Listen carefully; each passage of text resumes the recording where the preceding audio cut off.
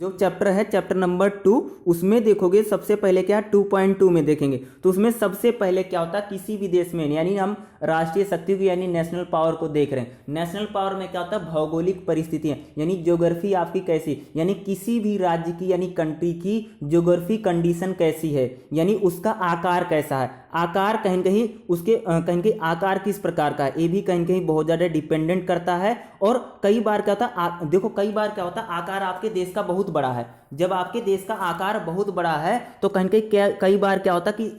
कि जनसंख्या उसमें समा रही कि नहीं समा रही है, या वहाँ जनसंख्या घनत्व कैसा है, यानी कितने लोगों की बसावट है, ये भी चीज़ें बहुत ज़्यादा डिपेंडेंट करती हैं। दूसरा आपका स्थान भी डिपेंडेंट, यानी आपका प्लेस कैसा है, यानी जो आपकी कंट्री है वो जहाँ पर है उसका प्लेस कैसा है, और वहाँ का पर्यावरण कैसा है, एटमॉस्फेयर कैसा, और कई सारी चीज़ें कहीं कहीं वहाँ पर, और जलवायु जो होती है वो भी कहीं कहीं डिपेंडेंट करती है, यानी कहीं कहीं वहाँ पर क्लाइमेट कैसा है। ठीक है, क्लाइमेट किस प्रकार का, क्लाइमेट बहुत ज़्यादा डिपेंडेंट करता है। क्लाइमेट की वजह से कहीं कहीं कह सकते हो एग्रीकल्चर सेक्टर पर कह सकते हैं कि पूरी तरीके से क्लाइमेट का प्रभाव पड़ेगा, यानी जब जैसा आपका क्लाइमेट होगा वैसा कहीं कहीं आपका एग्रीकल्चर ग्रोथ होगी, और एग्रीकल्चर ग्रोथ जिस प्रकार की होगी, जिस प्रकार की आपकी एग्रीकल्चर ग्रोथ होगी उसी से कहीं कहीं क्या होगा कि कहीं कहीं आपके देश में जो फूड है वो कहीं कहीं डिपेंडेंट होगा। तो अगर आपके देश में एग्रीकल्चर ग्रोथ नहीं होगी कंट्री में, तो कहीं कहीं एग्रीकल्चर नहीं बढ़ेगा तो क्या होगा, वो आपको ज़्यादा से ज़्यादा जितनी भी चीज़ें चाहे फूड है उन चीज़ों को क्या करना पड़ेगा, आपको किसी अन्य कंट्री पर क्या डिपेंडेंट रहना पड़ेगा, या उन कंट्रियों से क्या करना पड़ेगा, आपको खरीदना पड़ेगा। यानी अगर हम देखें तो ज्योग्राफिक कंडीशन अगर बोलें तो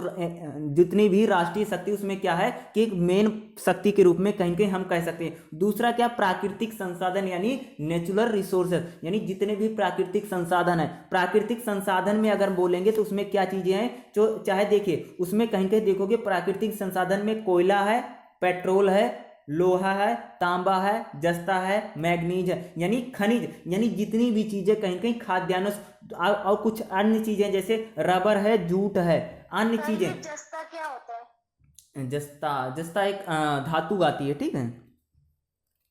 ये सारे धातु हैं जितनी भी हैं क्या है धातु हैं, जैसे आपने स्टील सुन रखा हो उसी प्रकार से क्या आता है जस्ता आता है। ठीक है, उसी प्रकार से जस्ता होता है। ठीक है, तो ये जितनी भी चीजें हैं इसमें कहीं कहीं सैन्य ताकत भी कहीं कहीं बनने से कृषि, यानी कह सकते हैं कि आपके नेचुरल रिसोर्सेज, अब मान लीजिए जिस देश में पेट्रोल का उत्पादन हो रहा, मान लीजिए आपके देश में पेट्रोल हो रहा, तो क्या होगा कि आपको पेट्रोल खरीदना नहीं पड़ेगा, तो उससे फायदा रहेगा। यानी आपके देश में कोयले से क्या होता है कि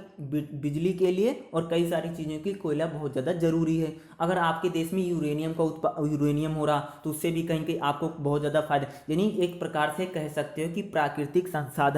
प्राकृतिक संसाधनों में आत्मनिर्भरता किसी देश के, यानी कहीं कहीं आपको किसी अन्य कंट्री पर या किसी अन्य राज्य पर क्या आपको डिपेंडेंट नहीं रहना पड़ेगा, यानी अन्य किसी राज्य पर आपको डिपेंडेंट नहीं रहना पड़ेगा और आत्मनिर्भरता से। और कहीं कहीं एक इसमें दिया गया है कि भारत में 1950 से और 1960 के दशक में भोजन की कमी ने भारतीयों को अमेरिका पर कहीं कहीं आत्मनिर्भर रहने के लिए मजबूर किया। एक आपने सुना जब लाल बहादुर शास्त्री थे उस टाइम आपने सुना कि भारत में एक वो क्या आता था, गेहूं आता था, लाल गेहूं उसको बोलते थे, वो क्या अमेरिका से आता था। और जब भारत और पाकिस्तान का युद्ध चल रहा था ना तो अमेरिका ने बोल दिया था कि हम आपको गेहूं नहीं देंगे। तो उस टाइम में लाल बहादुर शास्त्री जी ने ना, उस टाइम क्या थे वो प्राइम मिनिस्टर थे, उन्होंने पूरे देश से बोला था कि कहीं न कहीं कि हम लोगों को एक टाइम का ही भोजन करना चाहिए, अगर हम एक टाइम का भोजन करेंगे तो हमें कम से कम खाने पीने की चीज़ें रहेंगी। और कहीं कहीं पूरे देश ने कहीं कहीं उनका उस टाइम पर योगदान दिया। ठीक है, तो कहीं कहीं कह सकते हैं कि जिस प्रकार से, यानी अगर 50 से 60 उसी के बाद इस देश में देखिए हमारे देश में हरित क्रांति आती है, और कहीं हरित क्रांति, दुग्ध क्रांति और कई प्रकार की क्रांति है, जिससे देश में क्या होती है खाद्यान्न की जो कमी रही, यानी हमारे देश में जो खाद्यान्न की कमी रही है उसको कहीं कहीं दूर करने के लिए चाहे हमारी सरकारें रही होंगी, उन्होंने बहुत सारा योगदान। आज भी अगर आप सुनते होंगे कि आप हर सरकार जो आती है वो कहीं कहीं बताती है कि हम इतना क्विंटल धान की खरीद कर रहे हैं, इतना क्विंटल हम इसकी खरीद कर रहे हैं। यानी कहीं न कहीं जिस प्रकार से शुरू में जब इंडिया इंडिपेंडेंट हुआ, यानी हमारा देश जब आज़ादी मिली, तो कहीं के उस टाइम पर क्या था कि हमारे देश में बहुत कम उत्पादन होता था, यानी खाद्यान्न की कमी थी, गरीबी थी और बड़ी संख्या में क्या थी, इस देश में भूखमरी की समस्या थी। और कहीं कहीं हमें कई सारे देशों पर खाद्यान्न के, जैसे हम एग्जांपल है कि गेहूं के लिए अमेरिका पर डिपेंडेंट रहना पड़ा। तो कहीं कहीं जब हमारे देश में, और कहीं कहीं उसी के बाद कहीं यहाँ पर खाद्य औद्योगिक क्रांति और कई प्रकार क्रांति, यानी खाद्यान्न को लेकर के जो आपने देखा कि यहाँ पर क्रांति होती है और कहीं कहीं वो सरकार इसमें डिपेंड, यानी कह सकते हैं कि कहीं कहीं पशु जैसे मांस है, अंडे है, रेशम है, अगर ये भी आपके देश में है तो दूसरे देशों से कहीं कहीं आपको क्या होगा, खरीदना नहीं पड़ेगा। यानी कह सकते हैं नेचुरल रिसोर्स जो है वो कहीं कहीं आप दूसरी कह सकते हो कि दूसरा जो पॉइंट लिखना होगा ना, आप इसमें ये लिखना प्राकृतिक संसाधन। प्राकृतिक संसाधन कहीं कहीं एक प्रकार से सकते हैं, जैसे कोयला है, यूरेनियम है, अन्य भी जितने पेट्रोल है। अब जैसे अरब कंट्रियां हैं, जितनी भी जिन भी देशों में कहीं कहीं इराक और ईरान में जहाँ पर पेट्रोलियम का उत्पादन होता, तो कहीं कहीं उनको किसी अन्य देश से पेट्रोलियम खरीदना नहीं पड़ता। अरे यहाँ तक तो अब पहले आपने देखा कि पेट्रोल कहीं कहीं इराक अमेरिका एक पेट्रोल का बहुत बड़ा उत्पादक बन गया, तो उसने कहीं कहीं आप देखा होगा कि वो क्या करता है कि जो पत्थर होते हैं, ठीक है, जो बड़े बड़े पत्थर होते हैं उनमें कहीं कहीं पेट्रोल निकाला। तो कहीं कहीं टेक्नोलॉजी जो हो रही है कहीं कहीं बढ़ रही है, ठीक है। तो कह सकते हैं कि प्राकृतिक नेचुरल जो रिसोर्स हैं, जितने भी प्राकृतिक संसाधन है, वो कहीं कहीं राष्ट्रीय शक्ति को बूस्ट करने में बहुत ज़्यादा योगदान करते हैं। एक चीज़ और आपको मैं बता दें, जब भारत और पाकिस्तान अलग अलग बने थे उस टाइम क्या हुआ था कि पाकिस्तान का जो इलाका है, ध्यान रखना इस बात को, पाकिस्तान का जो इलाका है ना वो बहुत बेहतर इलाका है।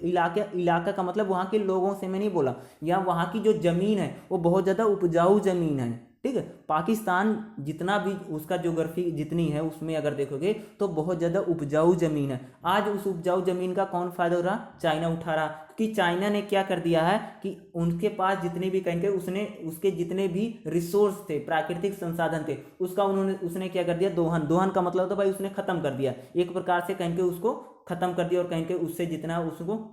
जितना भी था वो खत्म हो गया। यानी चाइना में अगर देखोगे तो जितने भी नेचुरल रिसोर्स हैं उनकी संख्या दिन प्रतिदिन घटती जा रही, और कहीं कहीं अब धीरे धीरे जो चाइना क्या एक प्रकार से पाकिस्तान में जितने रिसोर्स हैं यानी प्राकृतिक संसाधन है उसका कहीं कहीं यूज कर, यानी कह सकते हैं किसी भी कंट्री को बूस्ट करने में या उसको डेवलप करने में प्राकृतिक संसाधनों का यानी नेचुरल रिसोर्स जो होते हैं उनका एक क्या रहता है, एक बहुत बड़ा योगदान रहता है। अगला हेडिंग क्या रहेगी, आर्थिक विकास, यानी कह सकते हैं कि वहाँ पर क्या है, इकोनॉमी डेवलपमेंट, यानी उसका इकोनॉमी कितनी डेवलप है। ये आर्थिक विकास भी एक कहीं कहीं महत्वपूर्ण पक्ष होता है कि आपके देश में, ठीक है, कि आपके देश में जीडीपी आर्थिक विकास है। देखो आर्थिक विकास का स्तर राष्ट्रीय शक्ति को निर्धारित करता है, यानी आपको शक्ति कितनी, यानी कहीं आर्थिक लेवल पर आपका देश कितना पावरफुल है और कितना शक्तिशाली है, ये भी कहीं कहीं यह कहीं कहीं सैन्य शक्ति के निर्माण में और लोगों के कल्याण को समृद्धि का। देखो जब आपके देश में आर्थिक विकास बहुत ज़्यादा होगा, जब किसी भी कंट्री में आर्थिक विकास बहुत ज़्यादा और आर्थिक चीज़ें बहुत ज़्यादा हो, इससे क्या होगा कि आप सेना का, यानी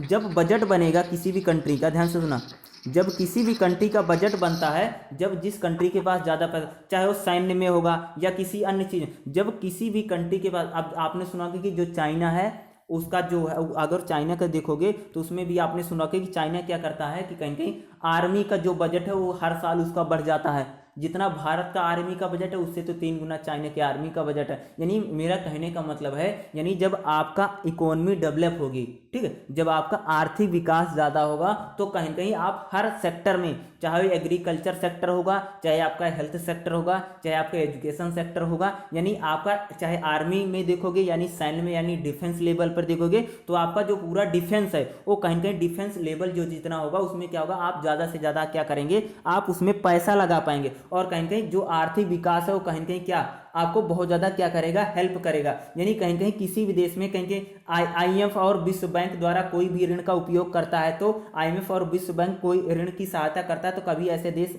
नहीं दी जाती जिससे अमेरिका सहमत नहीं हो। एक कमजोर राष्ट्र जिसकी गरीबी और अविकसित विशेषता है अपनी राष्ट्रीय शक्ति के विकट, और यानी कहीं कहीं यहाँ पर बताया गया है कि जो भी देश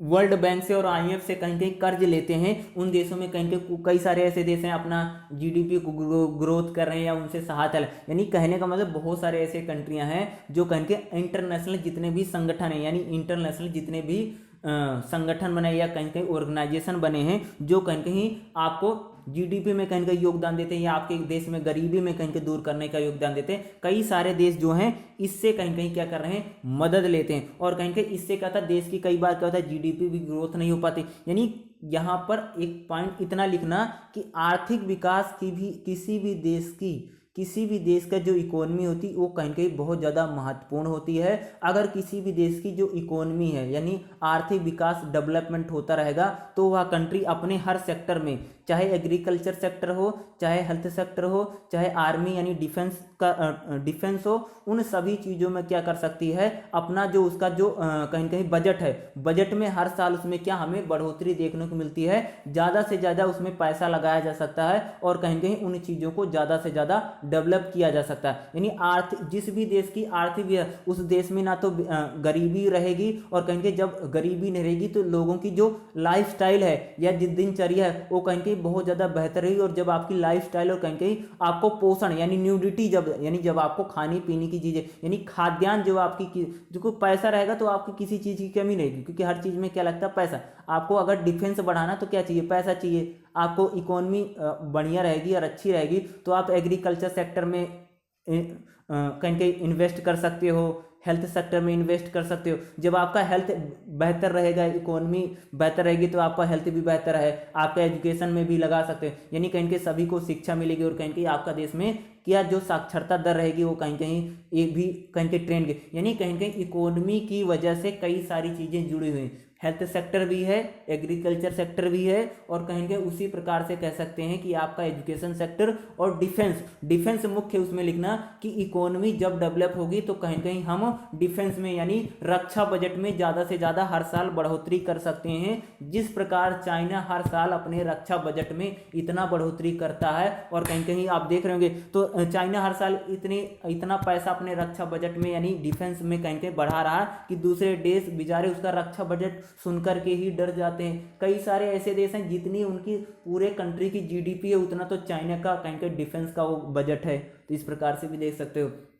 तो कहीं कहीं जब आपकी जीडीपी ग्रोथ करेगी तो कहीं कहीं सभी सेक्टर जो रहेंगे आप उसमें ज़्यादा से ज़्यादा क्या कर सकते हैं, इन्वेस्ट कर सकते हो। तो उसमें कहीं कहीं आप इंडस्ट्री में इन्वेस्ट कर सकते हो, आप हेल्थ में इन्वेस्ट कर सकते हो, आप डिफेंस में इन्वेस्ट कर सकते हैं। यानी हर सेक्टर में कहीं कहीं ज़्यादा से ज़्यादा इन्वेस्ट किया जा सकता है और कहीं कहीं नेशनल पावर कहीं कहीं एक प्रकार से जो इकोनॉमी है डेवलपमेंट वो नेशनल पावर में क्या होता है, एक महत्वपूर्ण पक्ष है या इम्पोर्टेंट है। ठीक, अगला है पॉपुलेशन यानी हम कह सकते हैं जनसंख्या। यानी किसी भी देश की राष्ट्रीय शक्ति को इंक्रीज करने में या बढ़ाने में पॉपुलेशन यानी जनसंख्या का भी क्या रहता है, महत्वपूर्ण योगदान रहता है। आलसी, ध्यान सुना, आलसी, अनपढ़, असक्षम, बेरोजगार और अकुशल मानव संसाधन वाला देश कभी तरक्की नहीं कर सकता। यानी जिस देश में आलसी लोग रहते हैं, अनपढ़ लोग रहते हैं, बेरोजगार लोग रहते हैं, अनस्किल्ड रहते हैं, वह देश कभी भी तरक्की नहीं कर सकता। और जिस देश में मजबूत रहेंगे,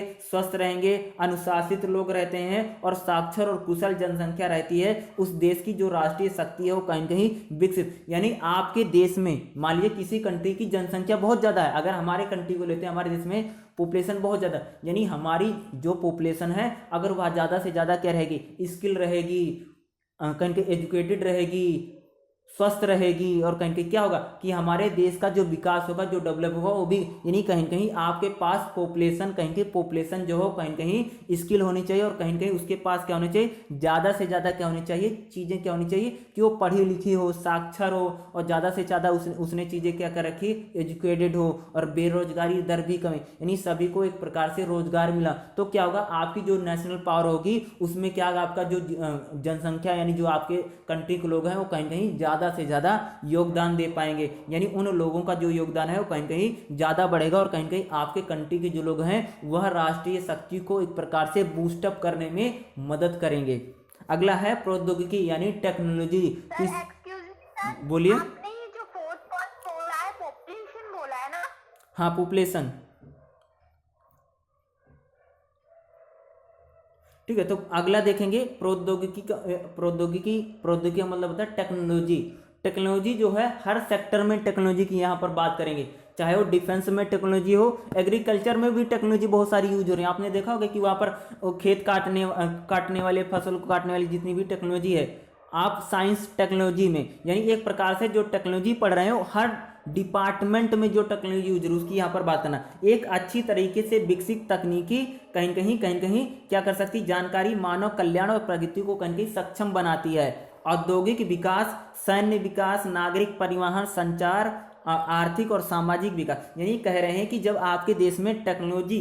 चाहे वो औद्योगिक यानी इंडस्ट्रियल टेक्नोलॉजी हो, चाहे वो सैन्य यानी डिफेंस में टेक्नोलॉजी हो, चाहे आपके हथियार आधुनिक हो रहे हैं, टैंक हो, मिसाइलें हों, या आपके जो अन्य भी चीज़ें, रडार हो, या जितने भी डिफेंस में यूज हो रहे हैं, जितने भी पावर है यानी न्यूक्लियर हो, या जितने भी हैं, उसमें जब आपके पास पनडुब्बियां हो, यानी जिसमें सबमरीन जिसे बोलते हैं, इंग्लिश में सबमरीन बोलते हैं पनडुब्बी को, ठीक है। तो वो जितनी भी चीज़ें हैं, अगर आपकी जो प्रौद्योगिकी होगी, यानी हेल्थ डिपार्टमेंट भी अगर आपके पास ज़्यादा से ज़्यादा टेक्नोलॉजी रहेगी, तो कहीं आपकी क्या रहेगी, नेशनल पावर को बूस्ट करने यानी उसको बढ़ाने में, या उसको बढ़ाने में क्या करेगी, मदद करेगी। यानी आर्थिक विकास, यानी हर प्रकार की चीज़ें, जैसे सूचना, परमाणु, अंतरिक्ष यानी इंफॉर्मेशन, एटमिक, और कहीं कह सकते हैं मिसाइल प्रौद्योगिकी में, अंतर्राष्ट्रीय संबंधों में शक्ति और प्रभाव के महत्वपूर्ण स्रोत कहीं क्या कर रहे हैं, उभर रहे हैं। यानी जब आपके देश में कहीं सूचना, इंफॉर्मेशन में भी कहीं टेक्नोलॉजी रहेगी, अंतरिक्ष में और मिसाइल प्रौद्योगिकी में, तो क्या रहेगी, आपके देश में जो शक्ति रहेगी वो कहीं इंक्रीज, यानी कहीं जो प्रौद्योगिकी है, यानी अगर देखेंगे जो टेक्नोलॉजी है, टेक्नोलॉजी जब आप लिखोगे उसमें एग्रीकल्चर, कृषि सेक्टर, दूसरा क्या लिखना, हेल्थ सेक्टर, स्वास्थ्य विभाग, तीसरा लिखना डिफेंस यानी सैन्य में, चौथा लिख सकते हो कि साइंस में, उसमें भी टेक्नोलॉजी रहेगी, या हम कह सकते हैं कि ये जितनी भी चीज़ें, इन सभी चीज़ों में जब आपका देश कहीं विकास करेगा, यानी जब उसमें समय समय पर टेक्नोलॉजी बेहतर होती जाएगी, तो आपकी जो कंट्री हो कहीं डेवलप करेगी, और कहीं आपकी जो नेशनल पावर है उसमें एक प्रकार से क्या रहेगा, बहुत ज़्यादा वो नेशनल पावर क्या रहेगी, इंक्रीज करेगी, और कहीं वो बढ़ेगी। अगला चलते हैं जो रहेगी, और कहीं जब कोई देश आयात पर निर्भर होने की बजाय घर पर औद्योगिक और उच्च तकनीक का सामान निर्माण करने में आत्मनिर्भर हो, यानी कहीं जब कोई भी देश औद्योगिक और उच्च तकनीक का करने में आत्मनिर्भर हो जाता है, तो कहीं उसकी जो नेशनल पावर होती है वो कहीं क्या रहती है, ऑटोमेटिक ही रहती, वो बहुत ज़्यादा इंक्रीज होने लगे। अगला क्या है, औद्योगिक क्षमता, यानी कह सकते हैं इंडस्ट्रियल डेवलपमेंट कितना हो रहा है, यानी किसी भी देश में इंडस्ट्रियल डेवलपमेंट कितना हो रहा है, वो भी कहीं उसकी नेशनल पावर को कहीं इंक्रीज करने में, यानी राष्ट्रीय शक्ति को बढ़ाने में क्या रहता है कि बहुत महत्वपूर्ण योगदान उसका भी बना रहता है। यानी किसी भी देश में राष्ट्रीय शक्ति में अगर देखेंगे तो कहीं इंडस्ट्रियल डेवलपमेंट भी रहता है कि वो बहुत ज़्यादा महत्वपूर्ण भूमिका निभाता है, ठीक है। तो उसमें औद्योगिक और औद्योगिकीकरण औद्योगिक क्षमता के विकास में मदद करता है, यानी कहीं इंडस्ट्रियल रेवोल्यूशन कहीं किसी भी देश की नेशनल पावर को कहीं इंक्रीज करने में बहुत ज़्यादा मदद करता है। अच्छी तरीके से निर्मित, यानी अच्छी तरीके से जो डेवलप इंडस्ट्रियल क्षमता वाले कंट्रियाँ रहती हैं, एक महाशक्ति बनने में मदद होती है। जैसे अमेरिका, ब्रिटेन, जर्मनी, चीन, फ्रांस, जापान, ये जो महाशक्तियाँ बनी हैं, इनके पास क्या, इन देशों में कहीं इंडस्ट्रियल रिवोल्यूशन हुआ, यानी यहाँ पर औद्योगिक क्रांति हुई, और कहीं वही औद्योगिक क्रांति इन देशों को कहीं महाशक्ति यानी कहीं पावरफुल बनने में कहीं इसने योगदान दिया। उसी प्रकार से कह सकते हैं कि औद्योगिक क्षमता कहीं किसी भी देश में, किसी भी कंट्री में जो इंडस्ट्री होगी उस देश में कहीं नेशनल पावर को बढ़ाने में क्या करती है, बहुत ज़्यादा मदद करती है। और कह सकते हैं यानी जब आपके कंट्री में, यानी जब आपके देश में इंडस्ट्री रिवोल्यूशन रहेगा, और कहीं जब आपके यहाँ पर कच्चा माल है, मान लो आपकी खाद्यान्न में से कच्चा माल मिल रहा है, कच्चा माल, तो उसमें कहीं के औद्योगिक, मान लो कि आपके देश में इंडस्ट्री नहीं रहेगी तो आपकी सभी चीज़ें आपको कहीं खरीदनी पड़ेंगी, कोई भी उत्पाद है। और कहीं इंडस्ट्री का मतलब ये समझना है, चाहे वहाँ पर सैन्य तकनीक, मान लो कि आपके इंडस्ट्री बहुत बढ़िया है तो वहाँ पर क्या कर सकते, जैसे कोरोना चला, कोरोना में जिनके पास इंडस्ट्री अच्छी थी तो उन्होंने बना लिए चीज़ों को, चाहे उन्होंने मास्क बना लिया, चाहे उन्होंने सैनिटाइजर का उत्पादन कर लिया, तो कहीं उन्होंने बहुत सारा बेचा और उनको कहीं फ़ायदा भी हुआ। यानी कह सकते हो इंडस्ट्री जब आपकी डेवलप रहेंगी तो कहीं किसी भी विषम परिस्थितियों में किसी भी चीज़ की कमी नहीं होगी। जैसे अभी चाइना में इतनी इंडस्ट्री थी, वो कहीं कहीं सबने क्या बनाया, वो वैक्सीन तो उन्होंने नहीं बने, लेकिन अन्य दूसरी चीज़ें बना करके उन्होंने खूब बेचा, मास्क बेचा, सैनिटाइजर बेचा और पता नहीं कौन कौन सी उन्होंने दवाइयाँ तक बेची। यानी सैनिटाइजर और कहीं कह सकते हो कि मास्क कहीं सभी बना रहे थे, यानी कोई भी कंपनी थी, चाहे वहाँ पर गोले बारूद बन रहे थे, वो भी मास्क और कहीं के सैनिटाइजर बनाए ले जाते हैं। यहाँ तक बताया जाता है कि जब इस क्या होता है कि कई सारे ऐसे देशों में रहा है कि मैं आपको बता देता हूँ कि जब वहाँ पर कोई भी देश में जब वो युद्धों में चला जाता है, मान लीजिए कोई कंट्री है वो युद्धों में चली गई, तो वहां पर जितनी भी इंडस्ट्री होगी, चाहे वहां पर लिपस्टिक बन रही हो, चाहे अन्य कोई चीज है, तो वो छोड़ देते हैं। चूड़ी जहां पर बनती है, लिपस्टिक, वहां पर क्या होता है, गोले बारूद तक बनने लग जाते हैं। ठीक है, तो यह मेरा कहने का मतलब होगा है कि आपके देश में इंडस्ट्री अगर रहेगी तो कहीं कहीं चाहे आपको टेक्नोलॉजी में भी मदद करेगी, आपको सैन्य यानी डिफेंस में मदद करेगी, आपको हेल्थ में मदद करेगी, यानी कहीं कहीं इंडस्ट्री आपको हर प्रकार से कहीं कहीं मदद करती। और कहीं कहीं क्या होता है कि एक प्रकार से अगर देखोगे तो क्या रहेगी, ये एक प्रकार से क्या करेगी, इंडस्ट्री आपको क्या करेगी, कहीं कहीं बूस्ट करेगी नेशनल पावर को, और आपकी जो राष्ट्रीय शक्ति रहेगी वो बहुत ज़्यादा क्या रहेगी, बूस्ट होती रहेगी। ठीक है, तो नेशनल पावर में अगर देखेंगे तो इससे क्या रहता है कि बहुत ज़्यादा किसी भी कंट्री को देखोगे, किसी भी अगर आप कंट्री को देखोगे कि नेशनल पावर इससे कह रही थी, बहुत ज़्यादा कह रही थी, उससे बूस्ट होती है और उसको क्या मिलता है, बहुत ज़्यादा बूस्ट मिलता है। कि जहाँ पर भी इंडस्ट्रियल रेवोल्यूशन हुआ, कोई भी देश उठाकर देख लीजिए, चाहे आप जापान देखोगे, चाहे आप फ्रांस देखोगे, चाहे आप चाइना को देख लो, चाइना में जो विकास हुआ वो किस चीज़ का विकास हुआ, कहीं कहीं इंडस्ट्रियल रिवोल्यूशन ही तो हुआ है। अगर आप चाइना को देखोगे तो चाइना में अगर देखोगे तो वहाँ पर किस चीज़ का विकास हुआ, वहाँ पर जो पूरा विकास हुआ है और जो पूरा वहाँ पर डेवलप हुई है, वह चाइना जो पूरा डेवलप हुआ किन चीज़ों को लेकर के डेवलप, तो पूरा क्या था, इंडस्ट्री ही तो कहीं कहीं वहाँ पर डेवलप हुई। तो पूरी प्रकार हर प्रकार से कहीं कहीं देखेंगे तो वहाँ पर करेंगे इंडस्ट्री कहीं कहीं ही ज़्यादा से ज़्यादा करेंगे वो डेवलप रही। अगले देखोगे सैन्य तैयारी। ठीक है, देखिए अगला है डिफेंस को। सबको पता होगा कि भाई आर्मी बहुत बेहतर होनी चाहिए तभी कोई देश तरक्की कर सकता है। ठीक है, तो आर्मी अगर देखेंगे, यह विदेश नीति की सफलता और राष्ट्रीय हित, यानी यहाँ पर नेशनल इंटरेस्ट, अगला जो कल टॉपिक चलेगा नेशनल इंटरेस्ट देखेंगे, को बढ़ावा देने में एक महत्वपूर्ण कारक, यानी कहीं कहीं एक महत्वपूर्ण उन्नत और आधुनिक हथियार प्रौद्योगिकी का प्रसार शक्ति और नीति को लाभ करता है। एक प्रभावी और कुशल सैन्य नेतृत्व कहीं कहीं क्या करता है कि किसी भी देश की सैन्य तैयारी को मजबूत करता है। लेकिन सैन्य तैयारी यानी डिफेंस जो होती है, ट्रेनिंग होती है या कह सकते प्रिपरेशन होती है, वो राष्ट्रीय शक्ति का स्वतंत्र निर्धारक नहीं, क्योंकि यह किसी देश की आर्थिक शक्ति, प्रौद्योगिकी, रणनीतिक और औद्योगिक क्षमता की सरकार की नीतियों पर ही निर्भर करता है। यानी यहाँ पर बताया जा रहा है कि किसी भी देश में, किसी भी देश की जो कहीं कहीं क्या होती है कि नेशनल पावर होती है, वो कहीं कहीं डिफेंस पर भी कहीं कहीं और कहीं कहीं आपका डिफेंस किस लेवल का है इस पर भी कहीं कहीं आप, यानी आपके जो हथियार हो किस प्रकार के हैं, ये भी कहीं के वो भी डिफेंस, यानी सैन्य तैयारी भी कहीं कहीं क्या करती है, यानी आपकी सेना जो होती है वो भी कहीं की राष्ट्रीय शक्ति को क्या करती है, बूस्ट करने में या बढ़ाने में एक महत्वपूर्ण योगदान करती है। आपकी देश की सुरक्षा करने में भी क्या करती है, महत्वपूर्ण योगदान या महत्वपूर्ण रोल निभाती है। अगला क्या है, नेतृत्व, यानी आपका देश का जो नेतृत्व होगा, यानी दृढ़ इच्छा शक्ति वाला अगर आपके देश में राजनेता होगा ना, तो क्या रहेगा, आपके जो मानव संसाधन होगा वो बढ़िया से हो पाएगा, कच्चे माल का उत्पादक होगा, योग्यता के लिए निर्देशित होंगे। एक परिपक्व और समर्पित और कुशल नेतृत्व देश की प्रगति और सफलता की ओर है। यानी कहीं कहीं आपके देश की जो लीडरशिप है, यानी अगला जो हमारा पॉइंट है वो लीडरशिप, यानी किसी भी कंट्री में अगर लीडरशिप अच्छी रहेगी, ठीक है, अगर किसी भी कंट्री में अगर लीडरशिप बहुत बेहतर है, बहुत अच्छी है, तो कहीं कहीं उससे क्या होगा कि उस देश में क्या रहेगा कि वो कूटनीतिक तौर पर या अन्य चीजों पर कहीं क्या रहेगा कि हमेशा क्या रहेगा कि इंक्रीज होता है। यानी कहीं कहीं वहां पर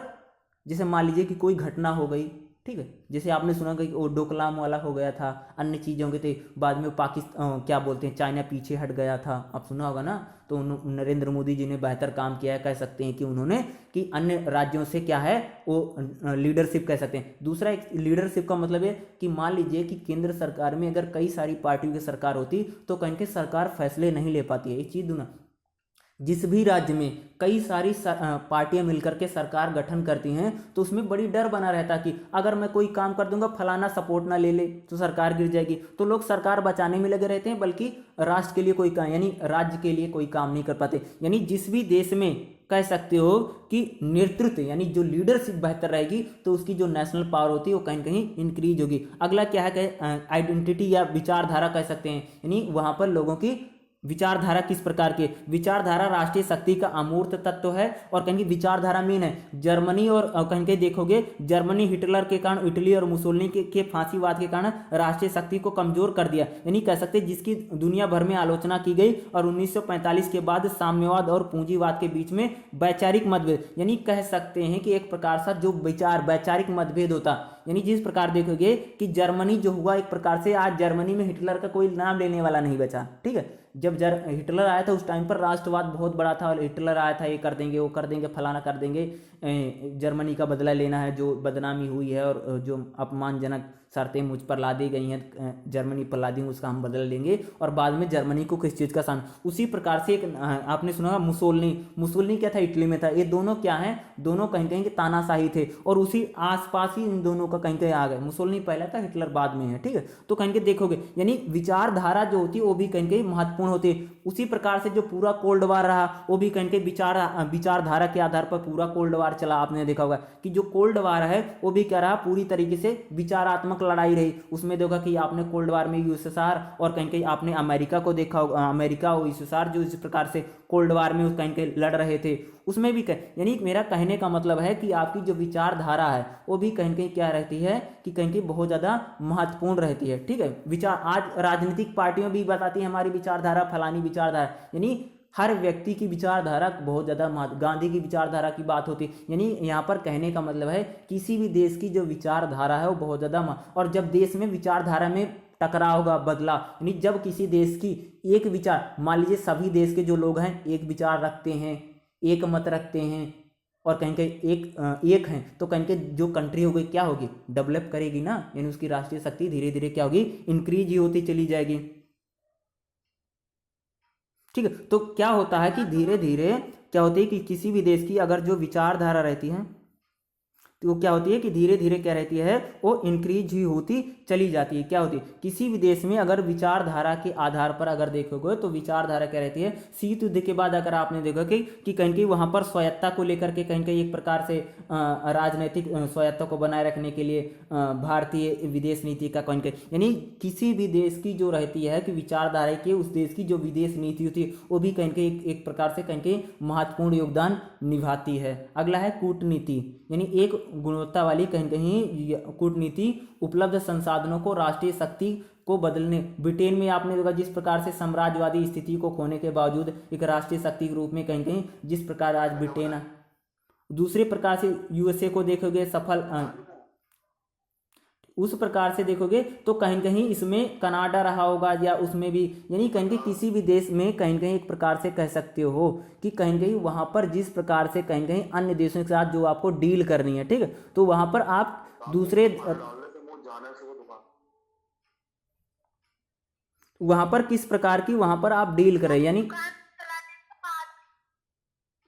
आप वहां पर किस प्रकार से किसी राज्य की या किसी कंट्री के साथ वहां पर आपकी डीलिंग हो रही है, तो उस प्रकार की चीजें भी कहीं कहीं क्या रहती हैं बहुत ज्यादा महत्वपूर्ण रहती हैं। ठीक है, तो आप किसी कंट्री के साथ किस प्रकार से डील कर रहे हो ये भी क्या रहता है बहुत ज्यादा महत्वपूर्ण रहता है। अगला है संगठन और सरकार की गुणवत्ता, ये भी बहुत ज्यादा, एक भ्रष्ट और असक्षम प्राकृतिक संसाधन और मानव संसाधनों को परख, यानी एक असक्षम सरकार या भ्रष्ट जो सरकार होगी, एक असक्षम और भ्रष्ट सरकार क्या कर सकती है, प्राकृतिक संसाधनों का दोहन करेगी, उसका नाश कर देगी, यानी कहने का मतलब है। यानी दूसरा वहां की जो मानव संसाधन यानी जो ह्यूमन जो रिसोर्स है उसका भी कहीं कहीं क्या कर सकती है, बर्बाद कर सकती है, अंतर्राष्ट्रीय मामलों में अपनी राष्ट्रीय शक्ति को कम कर सकती है। यानी क्या अंतर्राष्ट्रीय जो मामले हैं उसमें कहीं कहीं अपनी राष्ट्रीय शक्ति को भी क्या कर सकती है, एक वो कम कर सकती है। एक मजबूत लोकतांत्रिक सुव्यवस्थित और जिम्मेदार सुशासन वाली सरकार ही क्या कर सकती है, देश की कहीं कहीं प्रगति और उसका विकास को कहीं कहीं क्या कर सकती है, निर्धारित कर सकती है। यानी आपके देश में जब एक ऐसी सरकार रहेगी जो क्या रहेगी कि एक क्या रहेगी कि मजबूत रहेगी लोकतांत्रिक, यानी जो आपकी देश में जो सरकार है वो मजबूत सरकार है, या कह सकते हैं कि उसके पास मेजोरिटी की सरकार है, लोकतांत्रिक यानी डेमोक्रेसी के साथ सरकार चल रही, सभी लोगों की सुनती है, जिम्मेदार यानी रिस्पॉन्सिबल गवर्नमेंट है, तो कहीं की क्या करती है, क्या करेगी, पूरी तरीके से क्या करेगी, आपके नेशनल पावर को क्या करेगी, बूस्ट करेगी या उसको बढ़ाने में क्या करती है, एक प्रकार से यह मदद करती है। और कहीं कहीं इसका बहुत बड़ा क्या रहता है, एक प्रकार से योगदान रहता है, वो जीडीपी में भी योगदान रहता है और एक प्रकार से नागरिकों का भी कहीं क्या रहता है, धीरे धीरे अगर देखेंगे तो उनमें भी कहीं बेहतर से बेहतर नागरिकों का भी काम बनता है। यानी एक प्रकार से चाहे वहाँ पर शिक्षा होगी, एजुकेशन हो, सब जो कुशल सरकार होगी, चाहे वो राजनीतिक फैसले होंगे या अन्य प्रकार के जितने भी फैसले होंगे, अगर उन फैसलों को लेना है तो कहीं क्या रहती है, एक प्रकार के वो महत्वपूर्ण रहती है और कहीं इनमें ज़्यादा से ज़्यादा योगदान देगी। राष्ट्रीय चरित्र और मनोबल, अगला क्या है, राष्ट्रीय चरित्र यानी एक प्रकार से नेशनल कैरेक्टर और वहां पर लोगों का मनोबल किस प्रकार का है। ठीक है, तो देखते हैं कि यहाँ पर जो राष्ट्रीय शक्ति का एक अमूर्त तत्व का मतलब तो बहुत इंपॉर्टेंट है। ठीक है, ये चीजें, राष्ट्रीय चरित्र लोगों के लक्षणों और दृष्टिकोणों और योग्यता को कहीं संबंधित कर, यानी जो आपकी पॉपुलेशन हो क्या सहिष्णु है, धार्मिक विश्वास है, आदर्शवाद को जानने वाले, यानी आपके देश में किसी प्रकार के धर्म को लेकर के किसी प्रकार की रंजिश नहीं है, वहां पर संघर्ष नहीं है, दंगा फसाद नहीं, यानी आपके देश के जो लोग हैं, यानी कह सकते हैं कि वहां पर जो आम जनता है उनमें कहीं जो सहिष्णुता है, यानी एक प्रकार से कह सकते हो कि जो वहां पर पीसफुल यानी जिस भी राष्ट्र में जो नागरिक हैं वो धर्म को लेकर अन्य प्रकार की चीजों को लेकर उनमें धार्मिक संघर्ष या धार्मिक किसी प्रकार का मतभेद नहीं है। जब उनमें किसी भी प्रकार का धार्मिक मतभेद और इस प्रकार की चीजें नहीं रहेंगी तो कहीं कह रहा था कि वो देश हमेशा तरक्की करेगा। जर्मन अपने कुशल और मेहनती और अमेरिकी अपने विकासशीलता पहल की कहीं भावना उनमें पर्याप्त रहती, उस प्रकार से जैसे आप जापान में देखोगे उसमें कई प्रकार के, यानी यहाँ पर कहने का मतलब होगा कि आपका जो कहीं आदर्शवाद है, ठीक है, आप कह सकते हो कि आप जो आदर्शवादी हैं वो किस प्रकार से हैं, किस प्रकार से आदर्श चीज़ों को, जैसे जापान की मैंने बात की थी, वहाँ पर शुरू में जब आप छोटे छोटे बच्चे रहते तो उनको सिखाया जाता है कि खुद साफ सफाई करें, सभी काम खुद करते हैं, स्वयं करते हैं। तो इस प्रकार कहने का मतलब है कि आपकी जो पॉपुलेशन है या जो लोगों का चरित्र है, यानी जो कैरेक्टर है, यानी जो नेशनल कैरेक्टर है लोगों का, वो जब बेहतर रहेगा, ढंग से रहेगा, तो क्या रहेगा कि आपको जो कह सकते हो कि सभी प्रकार की चीज़ों में यानी नेशनल पावर रहेगी, धीरे धीरे क्या रहेगी, बूस्ट करेगी। सब सारी चीज़ें एक चीज़ पर आके डिपेंड करती हैं, वो कहीं जो पॉपुलेशन है, यानी जो आपके देश में आम नागरिक हैं, आम नागरिक कैसे हैं, उन पर चीज़ों का फर्क प्रभाव कैसे पड़ रहा और वो किस प्रकार से रिएक्ट कर रहे हैं किसी भी चीज़ पर। ठीक है, तो कह सकते हो कि वो धार्मिक उन्माद ना हो, ठीक है, उनमें किसी प्रकार का उन्माद ना हो। ये सारी चीज़ें क्या करती हैं, किसी भी राष्ट्र की राष्ट्रीय शक्ति को इंक्रीज करने में। दूसरा क्या रहता है कि जैसे आप देखोगे कि बांधों का निर्माण हुआ, कि आपने देखा कि इसने रखा 1965-1971 के युद्ध में सफलता और सूचना प्रौद्योगिकी यानी इंफॉर्मेशन टेक्नोलॉजी का डेवलपमेंट हुआ। भारत में स्थिर आर्थिक विकास यानी कहीं कह सकते हैं सस्टेनेबल डेवलपमेंट हुआ है, मनोबल को बढ़ाया है। 1962 की लड़ाई में हार और आपातकाल के बाद 91 में जिस प्रकार अस्थिर गठबंधन के सरकारों ने मनोबल खराब किया, यहाँ पर क्या बताया जा रहा है कि जिस प्रकार 91 के बाद इस देश में गठबंधन की सरकारें आती हैं, जिससे कहीं इस देश का मनोबल भी कहीं, लेकिन आप देखो कि आप देश में, हमारे देश में जो केंद्र में सरकार हो, किस प्रकार की सरकार है, एक प्रकार से बहुमत सरकार है, तो कहीं जब सरकारें बहुमत के साथ रहती तो कहीं वह दूरगामी परिणाम, यानी जो अपनी पॉलिसियां बनाएगी, जब सरकार पूर्ण बहुमत की रहती, यानी जब उसके पास थंपिंग मेजोरिटी रहती, तो क्या वो जो पॉलिसियां बनाएंगी वो लॉन्ग टर्म पॉलिसियां बनाती हैं। कोई भी सरकार जब रहेगी वो क्या बनेगी, अगर कोई भी पॉलिसी बनाएगी, कोई भी रणनीति बनाएगी, क्या बनाएगी, वो लॉन्ग टर्म में रन करने वाली पॉलिसियां बनाती हैं। ठीक है, तो कहीं इससे बहुत ज़्यादा राष्ट्रीय शक्ति की सीमाओं को, ऐसी कौन सी चीज़ें हैं जो राष्ट्रीय शक्ति की सीमाओं को कहीं क्या करती हैं, कम करती हैं। देखो, कई ऐसे कारक हैं जो राष्ट्रीय शक्ति की प्रभावशीलता को कम करते हैं। अंतरराष्ट्रीय व्यवस्था में शक्ति संतुलन एक दूसरे को नियंत्रित रखता है, यानी शक्ति संतुलन बनना चाहिए। यानी यहाँ पर यह बताया जा रहा है कि किसी भी देश में शक्ति संतुलन, इस चीज का कहीं हमें ध्यान रखना चाहिए, कि कहीं इस चीजों का ध्यान रखना चाहिए कि किसी देश को ज़्यादा पावर मिल जाए। अब मान लीजिए किसी व्यक्ति में इतनी पावर आ गई, दूसरों का शोषण कर रहा, दमन कर रहा है, उसी प्रकार से अगर किसी राष्ट्र को अगर बहुत ज़्यादा पावर हो जाती है ना, तो कमज़ोर राष्ट्रों का या गरीब राष्ट्रों का तो क्या करता है, एक प्रकार से वो क्या करता है, दमन करता है। तो कहीं इस प्रकार की चीज़ें वहाँ पर नहीं होनी चाहिए कि शक्ति संतुलन, इसमें टॉपिक भी आपको मिलेगा कि शक्ति संतुलन भी देखेंगे। यानी किसी भी इंटरनेशनल पॉलिटिक्स में किसी भी राज्य को, यानी किसी भी राज्य को इतनी शक्तियां नहीं होनी चाहिए कि वह दूसरे का शोषण करे या दमन करे, और एक प्रकार से क्या करना चाहिए, शक्ति संतुलन को, यानी जो पावर है वो कहीं के डिस्ट्रीब्यूशन है वो सभी में समान रूप से पावर होनी चाहिए। उस वैसे भी देखा गया कि अगर कोई बहुत ज्यादा पैसे वाला हो जाता है ना, गरीब का शोषण करने जाए, उसका घर ही कब्जा कर लेगा, तो ऐसी चीजें आ जाती है उसका धीरे धीरे करके। उसी प्रकार से जो देश कहीं कहीं डेवलप हो जाते हैं, अगर मान लीजिए कि कहीं कहीं एक प्रकार से तंत्र होना चाहिए, अव्यवस्था नहीं फैलनी चाहिए, यानी कहीं कहीं जो शक्ति है नेशनल पावर को भी कहीं कहीं कंट्रोल करना चाहिए। किसी देश की नेशनल पावर इतनी ना बढ़ जाए कि वो किसी दूसरे राष्ट्र का कहीं कहीं उन पर युद्ध की धमकी दे और कहीं कहीं युद्ध करे और कहीं कहीं उनके जमीनें हड़प ले और साम्राज्यवाद और कहीं कहीं अपना विस्तारवाद को कहीं कहीं बढ़ावा दे। इस प्रकार के लिए चीजें नहीं होनी चाहिए और कहीं कहीं शक्ति संतुलन को भी कहीं कहीं बनाकर रखना चाहिए। और अगर किसी भी देश की शक्ति अगर देखेंगे नेशनल पावर को बढ़ाने में, देखेंगे नेशनल रिसोर्स हो गए, जीडीपी कैसी है, या कर सकते हो कि वहाँ पर इकोनॉमी ग्रोथ कैसी है,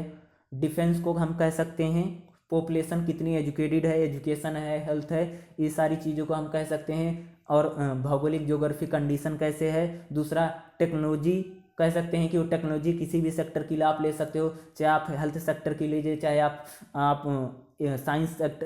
एंड टेक्नोलॉजी, इंफॉर्मेशन टेक्नोलॉजी, ये सारी चीज़ें क्या रहती हैं। चाहे वहाँ पर लीडरशिप है या नेतृत्व किस प्रकार का है, वहाँ पर मनोबल लोगों का किस प्रकार का है, यानी जो वहाँ पर आम नागरिक हैं उनमें कहीं कहीं राष्ट्रीय मनोबल किस प्रकार का है, उनमें आत्म क्षमता कितनी है, कूटनीति कहीं कहीं, विचारधारा यानी आइडेंटिटी भी किस प्रकार को, और कहीं कहीं पूरे देश में एक प्रकार से राष्ट्रीय भावना और ये भी होनी चाहिए, राष्ट्र को लेकर एक प्रकार की भावना चाहिए, और कहीं कहीं राष्ट्रीय शक्ति को इंक्रीज करने को लेकर के, यानी राष्ट्रीय शक्ति को बढ़ाने को लेकर के सभी नागरिकों में कहीं कहीं एक रूपता और एक बातें होनी चाहिए। यानी किसी भी प्रकार की उनमें विचारात्मक लड़ाई या विचारात्मक मतभेद या जातीय रंजिश भी नहीं होने चाहिए। अगर ये चीज़ें नहीं रहेंगी तो क्या होगी, कोई भी देश, कोई भी जो राष्ट्र होगा वो कहीं कहीं दिन प्रतिदिन तरक्की ही करता जाएगा।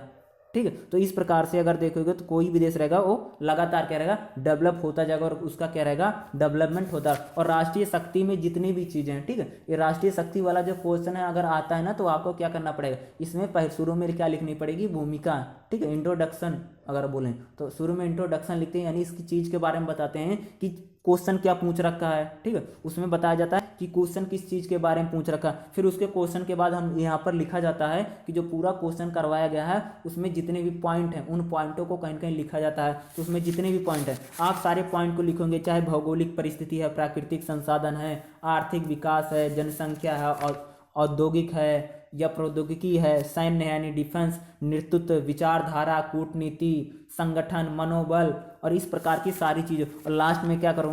क्या करना, आप निष्कर्ष लिखना। और इस निष्कर्ष लिखने के साथ साथ क्या होगा, ये पूरा जो चैप्टर होगा क्या होगा, यानी क्वेश्चन कह लीजिए, जो पूरा आपका जो क्वेश्चन होगा क्या होगा, वो कंप्लीट हो जाएगा। इस प्रकार से अगर आप लिखेंगे तो आपका पूरा जो चैप्टर होगा अच्छे से अच्छे कंप्लीट हो जाएगा, यानी जो क्वेश्चन होगा कंप्लीट। और कहीं कहीं आपको 20 नंबर का अगर क्वेश्चन आता है तो कम से कम आपको 5 या 6 पेज लिखना। तो आपकी जितनी भी हेडिंग है सारी हेडिंग को लिखिए, शुरू में भूमिका और लास्ट में निष्कर्ष जरूर लिखिए। इससे क्या होगा, आपको एग्जाम में भी आपको ज़्यादा से ज़्यादा क्या मिलेंगे, मार्क्स मिलेंगे। और इसी प्रकार से कहीं कहीं हमें लिखना चाहिए और अगर अच्छे से अच्छे नंबर लेना है तो।